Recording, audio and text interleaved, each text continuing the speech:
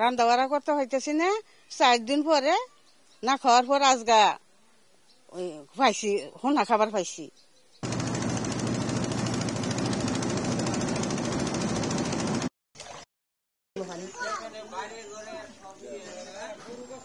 পাঁচ দিন ধরে আমরা এখানে বিদ্যুৎ নাই। বন্যা সব বাসায় নিচ্ছে গা, আমরা ঘর ধরে জায়গা নাই, সব পানি ভাঙ্গে নিচ্ছে গা, আমরা খাওয়া দাওয়া করতে পারি না। 5 দিন ধরে আমরা কোনো চুলায় আগুন জ্বলে না। বাচ্চা কাচ্চা লয়ে কত কষ্ট করে আমরা চলতেছি, থাকতে পারতাছি না, আমরা খুব কষ্ট হইতেছে, ঘর দরজা ভাঙ্গিয়ে গেছে গা।